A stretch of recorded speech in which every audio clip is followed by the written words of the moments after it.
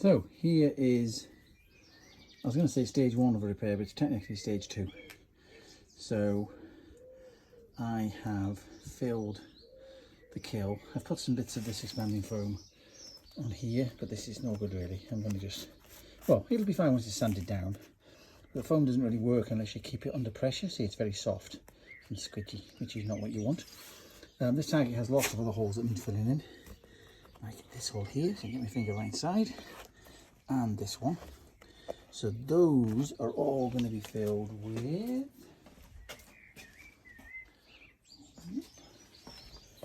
this tiger seal. Some people use CT1. I have used CT1 and it's about the same. It's just CT1's more expensive, so I'm going to use this tiger seal, particularly because this is a black target. This comes in black. There is some sealant I've found from Screwfix, which is about a quarter of the price of this, but it's only white, and it's brilliant stuff, but no good if you're doing a black target because you really can't paint the white out, not effectively. So I'm going to fill all the holes in, so all of these holes, all those on his ear and these on his back. Okay, so they're all going to be filled in with tiger seal.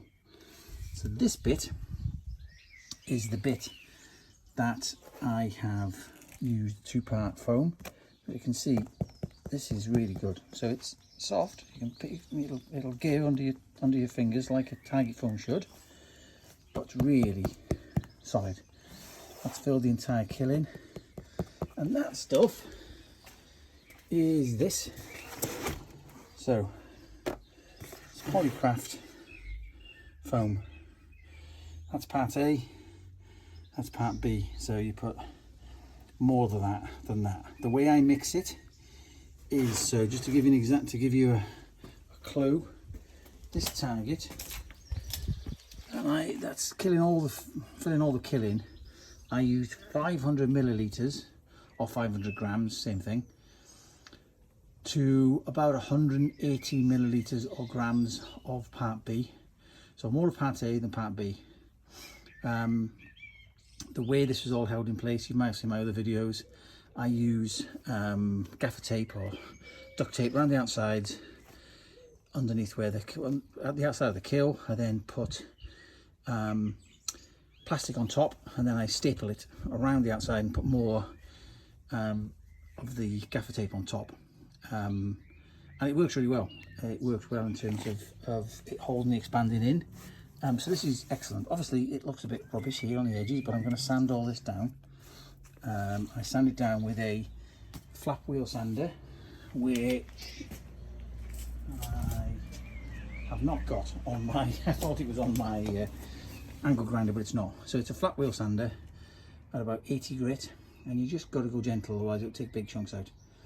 And that's it. So I'll show you the next stage once I've filled all the other holes in and I've sanded down the edges of this kill, and I've sorted out all this crappy foam here, which I will just kind of sand down to make it look a bit better. I only did it because there was some of the foam left in my tub after I'd mixed it, so I just blobbed a bit on some of the other holes, but it's not a very good fix, so I'll probably scrape that off and fill it with the tiger seal. Anyway, so there it is. This is the Javalina. This is a Bearpaw long life target Javalina. We've had this for ages, so yeah, I'll be showing you another part soon. Okay, so this is next stage of this Javalina. So I've used about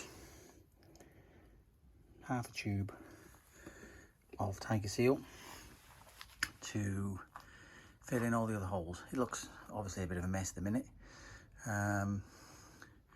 So what I've done is I've filled in the holes and I've blended in the edges of the expanding 2-part foam with the tiger seal to make it look more so it's even. I didn't have to cut any of it off. And then what I've also done is, can't really see, but you probably can see there. So after I've put the tiger seal on and smoothed it with like a paint scraper, I then drag the edge of the paint scraper down it to make grooves to try and match kind of the pattern on the 3D. I will probably cut in some more grooves with a sander or a Dremel when this is all dry. But that's basically ready to go for a bit of sanding and then a paint job. Just also, if you've ever had these sealants and you've only used half a tube and you're like, it's going to go off now, because you can get things that plonk in the top which supposedly keep them from going off, going hard, not usable. I found the only thing that works to stop them going off, it's to wrap them in cling film. Wrap them all in cling film, including the bottom, because egg seems to get in through the bottom once you've started using them. If you wrap them in cling film, they will keep a couple of weeks, maybe longer. Never kept them more than a couple of weeks. I've always used them. So I'm going to wrap this half a tube in cling film because we have a Wolverine that's black and needs some holes filling. So I'm going to use the other tube on that Wolverine. Anyway, sanding next. So we'll have another video when the sanding's done. Hello everybody, me again. So I've now done a bit of sanding. Didn't need a huge amount. I might do a bit more on his nose there. So I just wanted to cut in a few more grooves. You can see there, these grooves. It's pretty hard to tell. But do it with this. So it's an angle grinder with the protective thing off. And one of these flap wheel sanders. This is actually a 120 grit one, which is better. So obviously if I want flat areas, like I've blended in here where the foam meets the target, so I've smoothed that off so it's a neater join. Got rid of that hump there, and then I just use the edge of the sander, obviously when it's on, to just do some little cuts and grooves.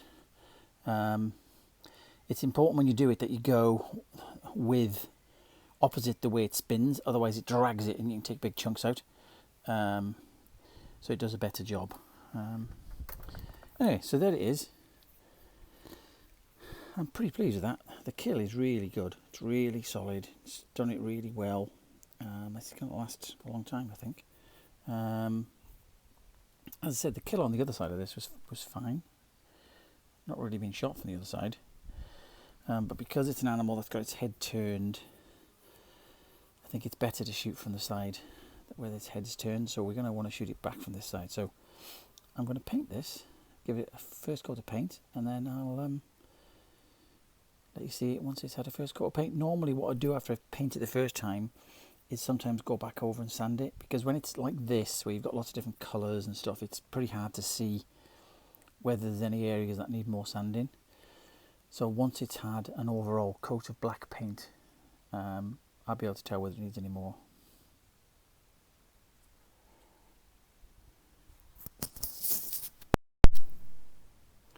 Okay, so now we've had its first coat of paint. I'm pretty pleased with it. The only bit I don't like is this blobby bit on his nose, and that's where I put that crappy foam. I really shouldn't have done that. So I'm going to have to sand that off. I don't like the way that looks. But everything else I think looks pretty good. Obviously there's not enough grooves in the main body. I might put a few more in with the sander. Generally I'm pretty pleased with it. The paint I used is black Weather Shield paint, it's exterior paint, but to be honest you can use anything. I use this cheap acrylic paint as well. It's amazing. It's just cheap paint, but it doesn't come off in the rain. I've got a whole tub of paints and stuff there. Yeah, pretty pleased. So sort the nose out because I don't like that at all. A few more grooves in his main part of his body. I think he's ready for a bit of shading, a bit of shape with some grey and some white. There we go. it is finished. Probably done better paint jobs, but I'm pretty happy with it. Nice. Face looks pretty good. You know, and it's what it looks like from far away, which is the most important thing. Because obviously you're going to be shooting it from far away, so you want it to look... Oh, nasty back is that there? You want it to look decent from far away. So I think it looks pretty good.